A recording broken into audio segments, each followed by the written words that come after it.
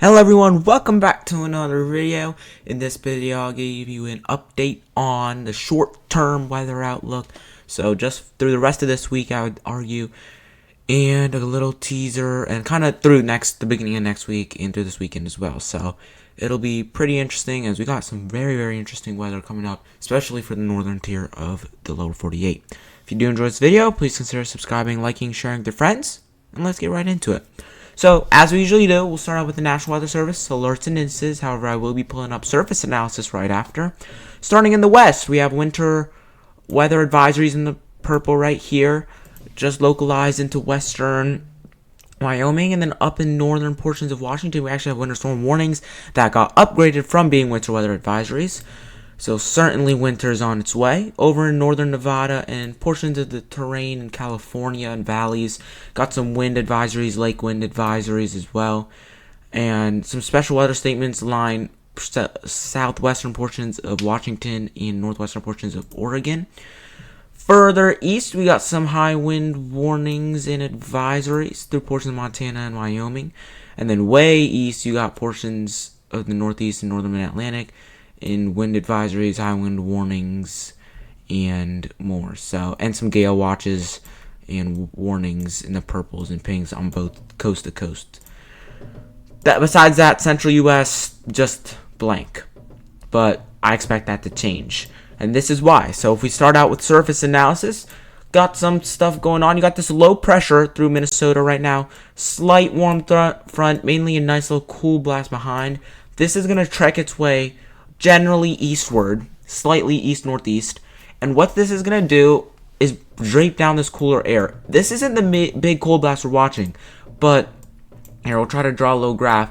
As it makes its way eastward, or slightly east-northeastward, what it's going to do is that cold front's going to keep tailing behind it. So I'm going to draw it in blue. It's going to keep tailing behind it, and you'll get a little cold front that probably clears, I'd say, up to at least Northern Carolina, North Tennessee border, or Northern Arkansas, Oklahoma. It probably clears those areas. This will bring a temporary cold blast through the Mid-Atlantic, Ohio Valley, Midwest, and portions of the North Central U.S. What this will also bring is some showers through here, maybe some snow on the extreme northern tier, and especially wind, which is why we have some of those wind advisories for the northeast. And then out in the west, you have kind of this little low right here.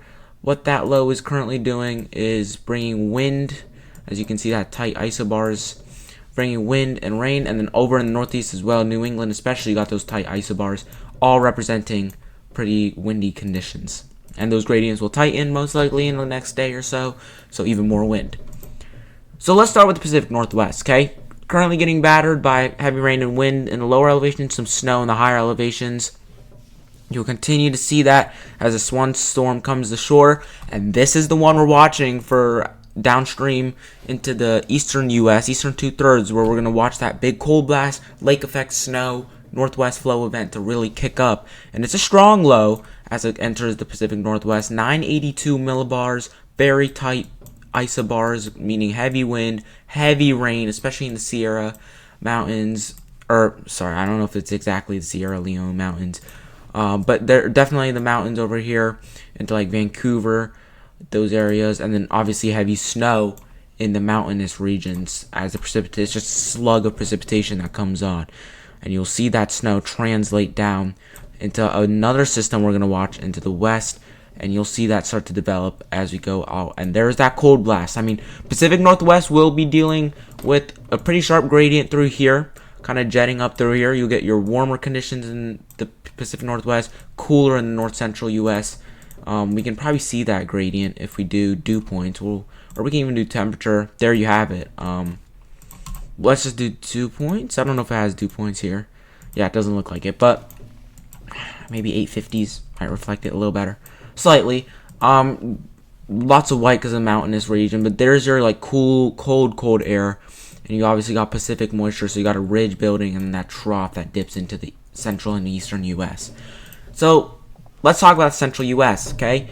Where I'm going to focus here are probably the Dakotas, Minnesota, Wisconsin, Michigan, and Chicago. Like these areas, maybe Indiana, Illinois, Iowa. Overall, the whole area, but I'd focus more on the northern part of this forecast area. So, as we go through, here's your first system. This is Friday. This is the one that's going to bring that mini cold blast. So you have your low. There's your rain showers. Could be some snow all the way on the northern end. Rain showers for like Chicago, dripping in Illinois. Even the UP will be too warm for any snowflakes. You do get snow on the backside, some light snow showers and flurries through North Dakota and Minnesota, maybe sneaking into extreme northeastern parts of South Dakota. That brings rain, maybe some snow, rain to snow on the UP, but very light. That brings this cooler air. What this does is sets up the system behind it. This brings the snow a little more south. You got snow in the North Dakota, South Dakota. This could bring the first accumulating snow as well. Translates into Iowa. You get a low start to develop well south of Chicago. And Chicago's going to be interesting. It's going to be very interesting if we get some snow here, okay? Some models show it, some models don't. Either way, snow showers in the UP and Wisconsin and into Michigan. And we'll have to see this 540 line. I would say Chicago, it's a chance. Not likely, though. If we continue this, you do see some dynamic cooling going on. I mean, could be a little overdone on the Canadian, but this is some very heavy snow getting somewhat close to Detroit. And you actually might see it get closer. This only goes 84 hours out. Once we get closer, I'll show you more about it. You do get some flurries on the back end that could get into Chicago.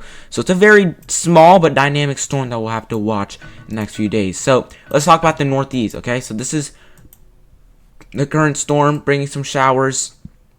We'll bring a little cold front that heads out. Snow flurries in the mountainous regions of New Hampshire, upstate New York, Vermont.